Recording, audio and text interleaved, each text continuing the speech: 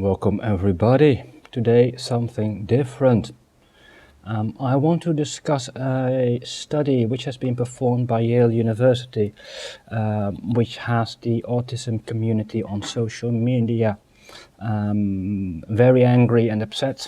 It's a study done by Yale University and funded for a large part by Autism Speaks, which is basically an autism hate group, which unfortunately does get funding from the US government, and a lot of people who are unaware of their position towards autism. More on that later. The study, named Attend Less, Fear More, elevated distress to social threat in toddlers with autism spectrum disorder. Basically, it was a study where toddlers, children around 2 years old, who were put willingly and purposely under a lot of stress. They were scared, using masks, spiders, and then their reaction was recorded. According to what we know now, these kids are heavily traumatized, and parents even try to pull out their children from that study because of the traumatization.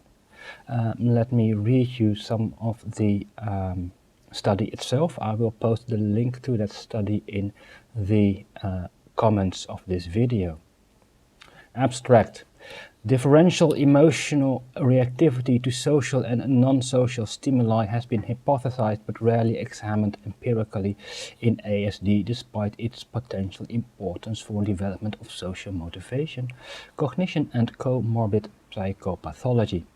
This study examined emotional reactivity, regulation and attention to social and non-social threats in toddlers, and typically developing toddlers, and their mutual associations with autism symptom severity.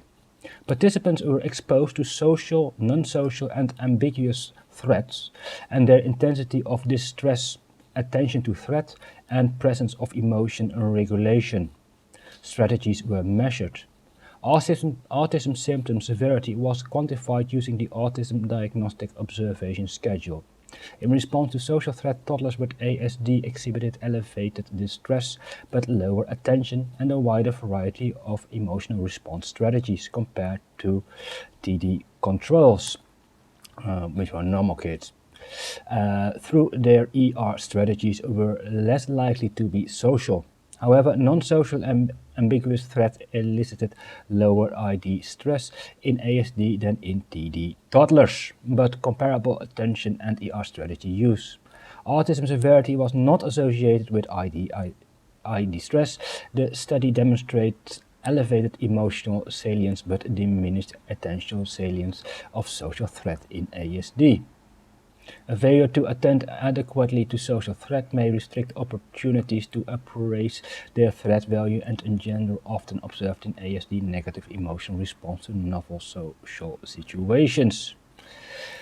In other words, kids babies actually from 2 years old were put under distress by scaring the living crap out of them with masks, fake spiders, snakes,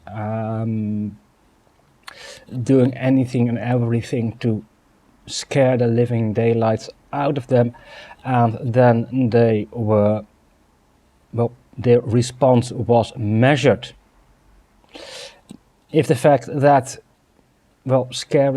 purposely scaring the living daylights out of children was not unethical by itself, these kids, as mentioned, autism kids, they won't forget this. They will be scarred for life. And as I've heard from both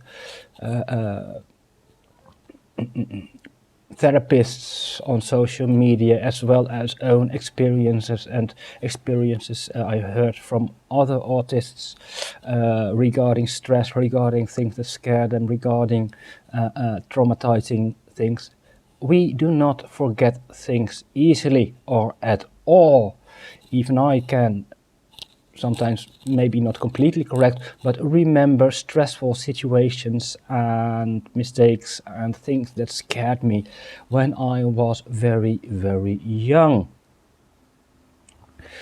What upsets us most is really the unethical thing of how can you scare kids like that? How can you traumatize that and call it a ethical study? How did this ever get past the ethical commission of Yale?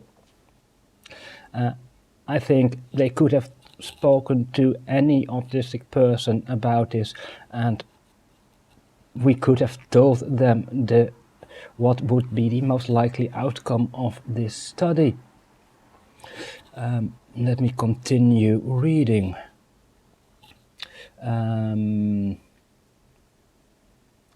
Because the only thing that came out of there is, that in response, social threat toddlers with ASD exhibited elevated distress. Yeah, we could have told you that. Lower attention and a wider variety of emotional response strategies compared to the normal toddlers as control group. Though their emotional response strategies were less likely to be social. However, non-social and ambiguous, well, let me not skip that part, which in other means they were less likely to be social. In other words, they would less likely go to mommy or daddy, but they would internalize it, and that would, of course, underline what I just said about we don't forget things. We don't go out and talk about it to our surroundings. We don't let it out by being social, but by communicating. We internalize those stress. So, in effect, they scarred these toddlers for life. However, non-social and ambiguous threat elicited lower ID stress in ASD toddlers, respectively, but comparably in attention and ER strategies. Autism severity was not associated with ID distress. The study demonstrates elevated emotional salience, but diminished attentional salience of social threat in ASD. A failure to attend adequately to social threats may restrict opportunities to appraise their threat value and engender often observed in ASD negative emotional response to novel social situations. In other words, we don't handle new social situations well when we're having a stress response. Yay, that's nothing new. Early atypical emotional reactivity may independently contribute to the shaping of complex autism phenotypes and may be linked with later emerging affective and behavioral symptoms. Lay summary.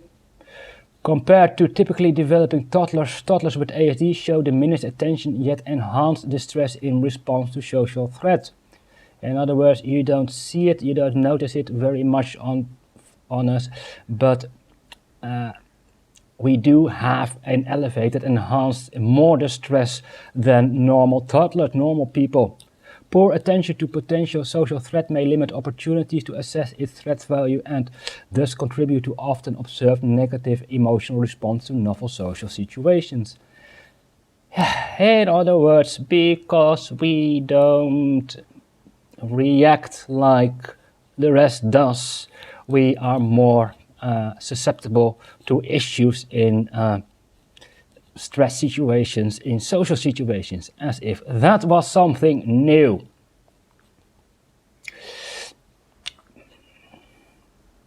Identifying the precursors of atypical emotional reactivity in infancy and its links with later psychopathology will inform about novel treatment targets and mechanisms of change in the early stages of ASD.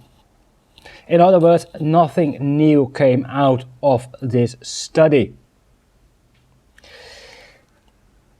This study was, as mentioned before, completely unethical, and as an autistic person myself and the autism community on social media kinda agrees across the board, this was completely unethical and criminal in our opinion, and we sincerely hope that the parents will file lawsuits against Yale University. When the autistic community started to call out Yale on social media, the response from Yale was to block and ban us from their social media accounts. They do not wish to give any explanation of why and how, and this was in the least bit necessary or ethical. And we can only assume that this is purely been done because of the money they were given from Autism Speaks. Autism Speaks, for those who do not know, is an autism hate group. The group is known for doing research or funding research in ways how to prevent autism, in how to early diagnose autism, in genetic research in order to see if a unborn child is autistic, and actually advises parents to have an abortion and terminate the life of an autistic child when it is discovered. This, of course, they're also known to fund studies with the intent to get results that show that autistic children, autistic people are nothing but trouble and basically do not deserve to live or would be better off dead.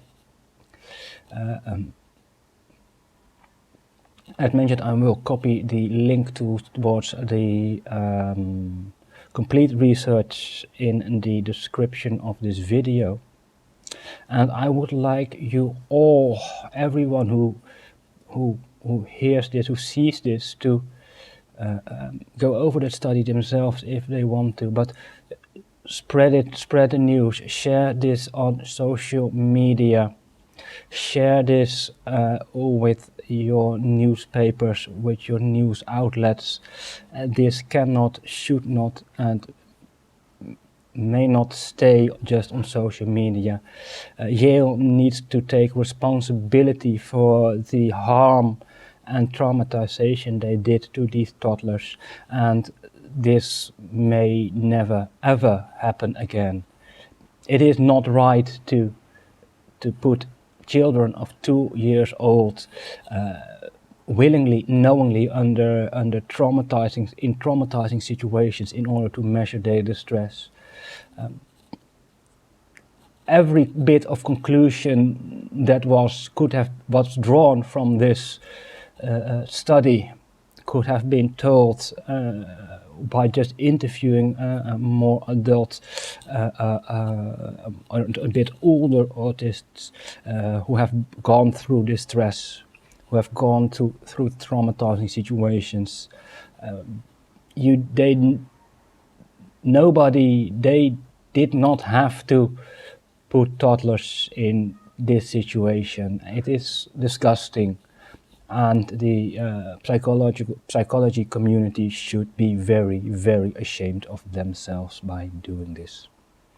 And with that, I want to end this video. I'm not going to ask you to subscribe, I'm not going to ask you to like, but please share this video with people you know around you, people who might have a ability to address this on a larger scale. Thank you very much, and hope to see you in a more